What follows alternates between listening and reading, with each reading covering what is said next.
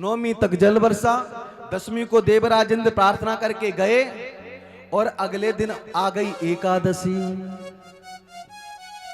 और जैसे ही एकादशी आई तो एकादशी का व्रत कैसे करना चाहिए?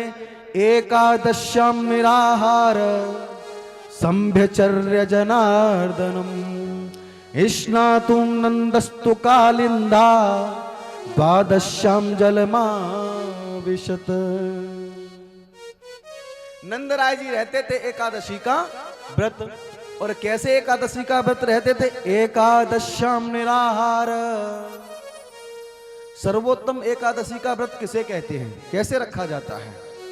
सर्वोत्तम एकादशी का व्रत रखा जाता है कि 10वीं तिथि में, केवल जो एकादशी का व्रत करते हैं वो 10वीं तिथि में एक बार भोजन करें और एकादशी को पूरे दिन निराहार रहें और द्वादशी तिथि में जाकर के एक बार भोजन लें। बोलो राधे राधे। ये तो नियम है कि एकादशी निराहार रहना चाहिए, लेकिन आजकल निराहार नहीं फुल आहार रहते हैं। बोलो राधे राधे। हाँ, निराहार कोई नहीं रहता, लेकिन नंदराय जी निराहार रहते हैं, यहां तक कि वो जल भी नहीं पीते। एकादश्याम निराहार, बिल्कुल निराहार रहते हैं। आज एकादशी का व्रत वो निराहार रहे। रात्रि के 12 बजे समय को उन्होंने देखा नहीं और जाकर के सीधे जमुना जी में अपने मित्रों को साथ में लेकर के और जमुना जी में डुबकी लगा दी। समय का इनको भान नहीं रहा। देखिए, रात्रि के समय न तो स्नान करना चाहिए और ना ही रात्रि के समय भोजन करना चाहिए, क्योंकि उस समय निशाचरी विद्या होती है।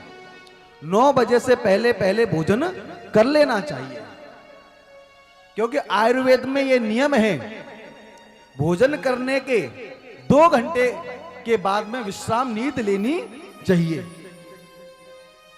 लेकिन आजकल महाराज ऑफिस से अपने कारोबार को बंद करके लोग घर पे ही 12-12 बजे आते हैं, तो विश्राम कहां से करेंगे?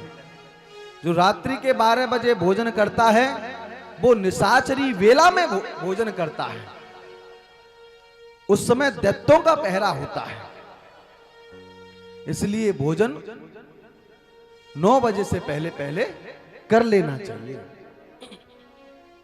रात्रि के 12 बजे इन्होंने जाकर के जमुना जी में डुबकी लगाई और जल के देवता हैं वरुण।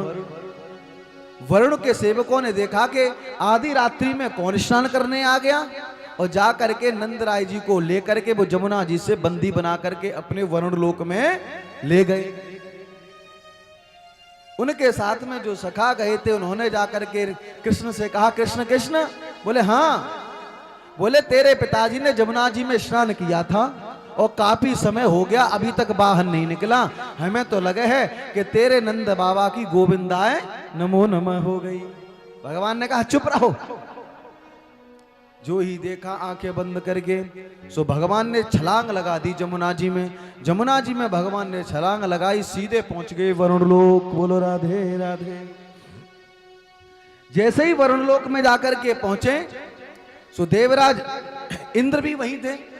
उन्होंने कहा ये कौन आ गया? देखा कि भगवान प्रभु आ गए हैं। सो देवराज इंद्र ने वरुण ने आकर के भगवान के बड़ा स्वागत किया, सम्मान किया और गद्दी पर बिठाया। भगवान ने कहा कि तुम हमें गद्दी पर बिठा रहे हो और हमारे पिताजी को तुम बंदी बना करके ले आए हो। बोले कहां है तुम्हारे पिताजी? बोले वो बैठे हैं बंदी बने। अरे महाराज वो आपके पिताजी हैं? बोले और किसके पिताजी हैं?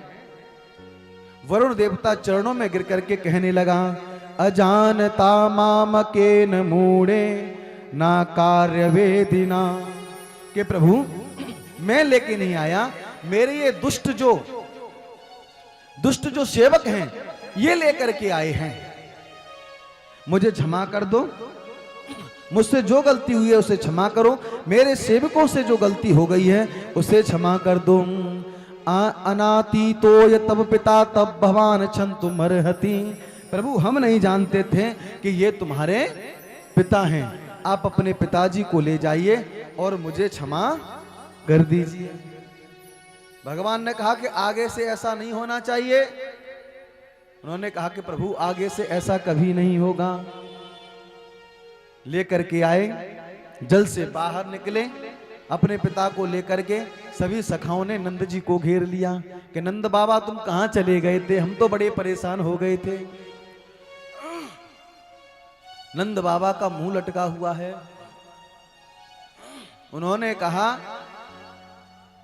नंदादयस्तु तम दृष्ट्वा परमानंद निव्रता कृष्णं च तत्र छंदोभि स्तूयमानं सुविस्मिता। पूछा कि तुम्हारा मुख क्यों लटका हुआ है। नंद राय जी ने कहा कि कुछ मत पूछो, बाप वरुण लोक में सभी देवताओं ने मेरे लल्ला को इतनो बड़ो सम्मान करो कि महाराज सभी थरथर कांपने लगे। मेरे लल्ला को अपनी गद्दी दे दी उन्होंने।